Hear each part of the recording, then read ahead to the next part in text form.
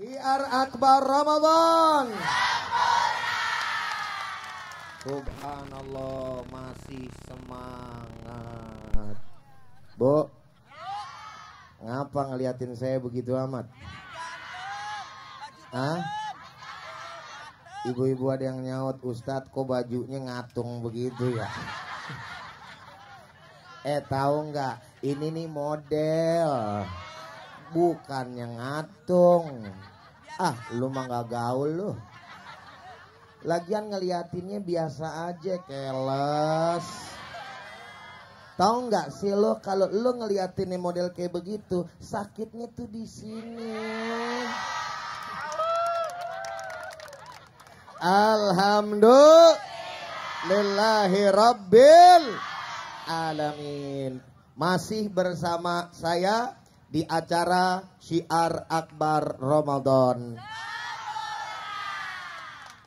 Ya, dia tepuk tangan lagi. Ibu-ibu, bapak-bapak, para pemirsa RCTI dimanapun Anda berada.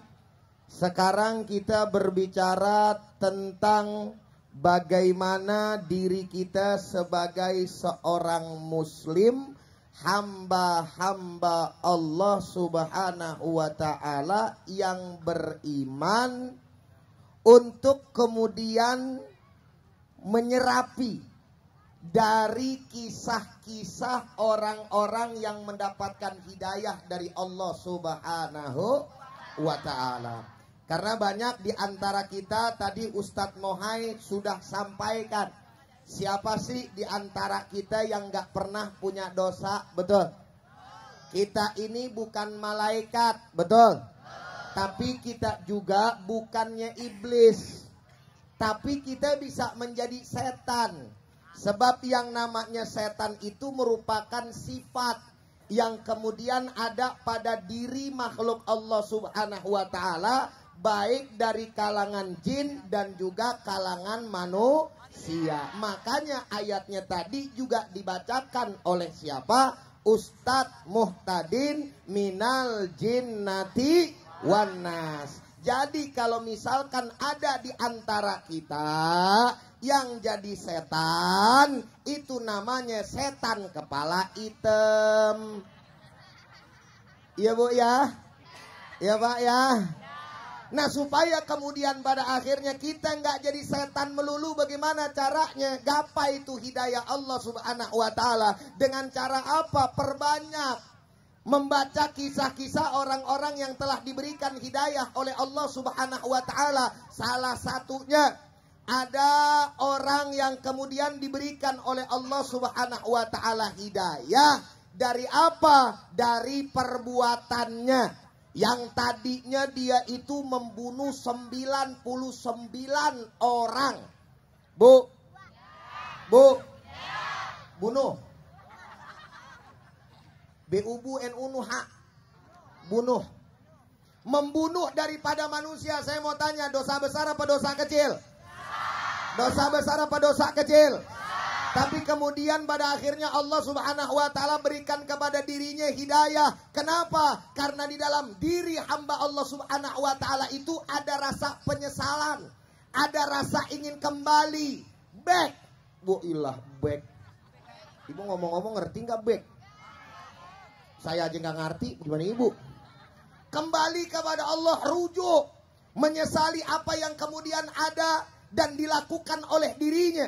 Sehingga pada akhirnya dia cari para alim ulama, tokoh daripada ajaran agama, yang pada akhirnya kemudian tertambat hatinya kepada ajaran agama Islam.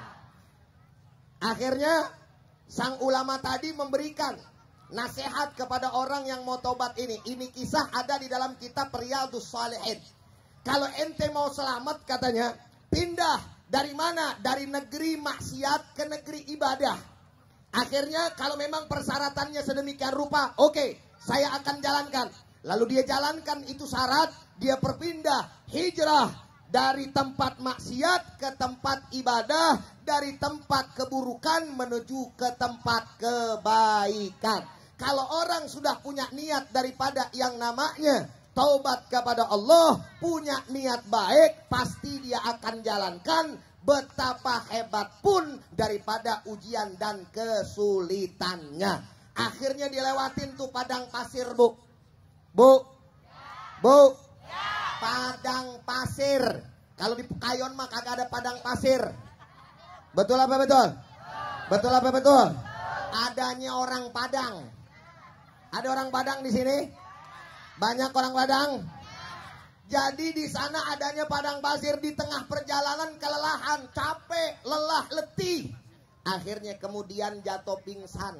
Sampai pada akhirnya tetap juga sakit.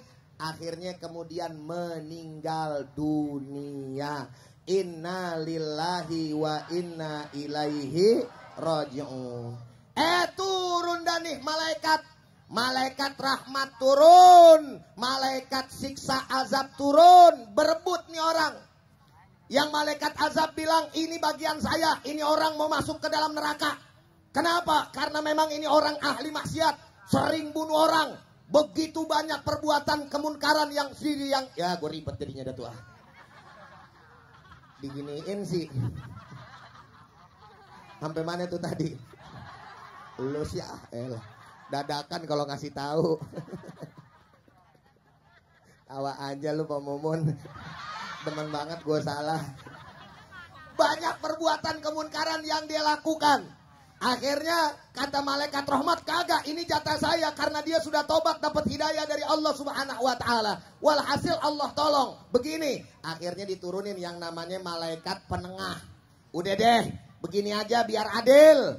Kita ukur aja. Kira-kira ini orang nih lebih dekat kampung orang ibadah, apa lebih dekat kampung maksiat? Kalau lebih dekat kampung maksiat, seret sama malaikat azab, masukin, jeblosin ke penjara. Jeblosin penjara, salah lagi. Jeblosin ke dalam neraka. Mau ngetes doang, lu dengerin gue apa enggak gitu. Jeblosin ke dalam neraka. Kalau misalkan dekat sama kampung ibadah, masukin dia kemana? Ke dalam surganya Allah Subhanahu wa ta'ala. Akhirnya diukur, Allah Subhanahu wa ta'ala sayang sama orang-orang yang ingin kembali kepada Allah dan kemudian menerima sinyal hidayah dari Allah Subhanahu wa ta'ala. Saat diukur, akhirnya lebih dekat kepada kampung ibadah. Walhasil sang hamba tadi masuk ke dalam surganya Allah Subhanahu. Alhamdulillahi Rabbil Alamin. Nah, dari kisah ini kita bisa ambil pelajaran yang sangat menarik, bahwa intinya kalau mau bertobat kepada Allah Subhanahu wa ta'ala, dapat sinyal hidayah dari Allah, satu intinya. Apa itu? Allahumma paksain. Lah dia ketawa, bener ini. Pokoknya kalau misalkan mau dapat yang namanya hidayah dari Allah, paksain udah. Ibadah kepada Allah paksain, maksiat tinggalin, paksain udah. Sehingga pada akhirnya kita akan mendapatkan hidayah dari Allah Subhanahu. Insya 1, 2, 3, syiar akbar Ramadan.